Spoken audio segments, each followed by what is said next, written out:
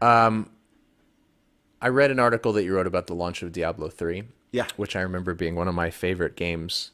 Maybe not the reason that you would think it is. It was because of the short-lived in-game auction You house, like the in-game the auction real house. money in-game auction house.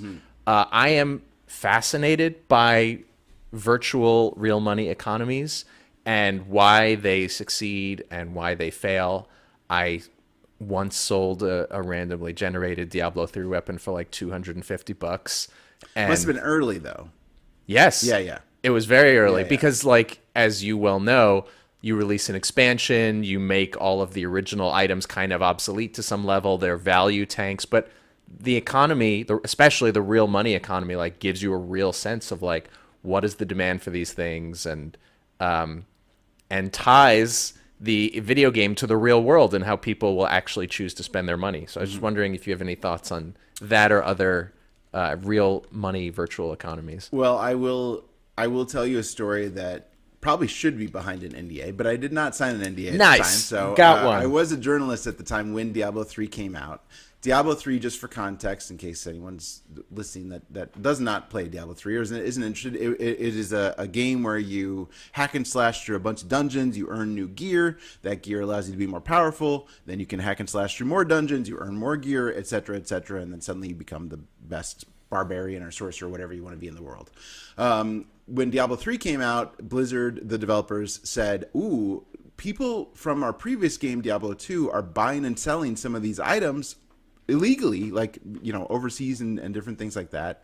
And they said, why would we let that happen illegally? Why don't we make an official store where we can allow people to buy and sell the items that they earn in this game with real money? So then if someone doesn't want to have to play for 80 hours to get a cool sword, they can just jump onto the real money store. And in fact, I was a journalist at the time.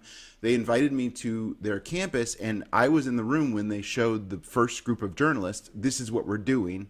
They gave us a whole presentation and said, people are already doing this. They're doing it illegally. They're doing it not illegally, but like unofficially. They're doing it outside of our jurisdiction. We want to do it in real time. We want to do it for ourselves, and we want to do it in the game for ourselves.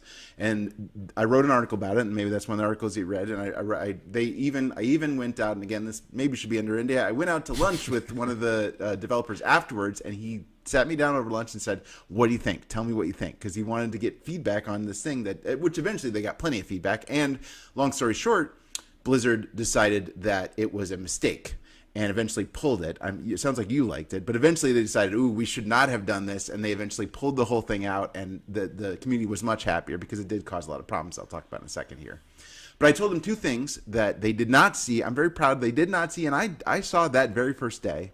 The first one is I expected prices to go up high very quickly. I was like, there are some valuable swords in this game, and some people, not everybody, but some people will pay a lot of money.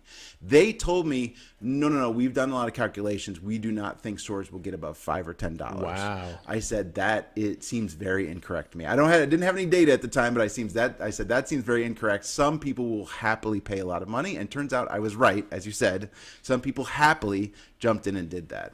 And then the other thing, which I didn't have fully formed at the time, but which turned out to be eventually true, I said, when you bring in real world money to something like that, it really throws the value around. It really changes the value of the items that you find. Like if you don't have real world money included and someone wants to grind 80 hours to get a sword, they'll kind of do it because that's the only way you can get it. That's the achievement of doing it. When you can pay $3 for the same sword you can grind 80 hours for, they won't do it. They'll either pay money or they'll go, this sword's only worth $3. Why in the world would I grind $80 for it? Like it changes the value. And that's what I told them. I was like, including real money will really affect the value of these items. And what they found was, and this isn't something I necessarily saw, but what they found was not only did it affect the value, but it affected the value on an individual level. One person said, yes, it is worth 80 hours for me to grind this sword. Another person said, yeah, I'll grind 80 hours for the sword and sell it for $300. Another person said, I don't know what this sword is. I just found it after playing for 80 hours. I'm going to sell it for $3. So that's the thing, is it threw the value off so much.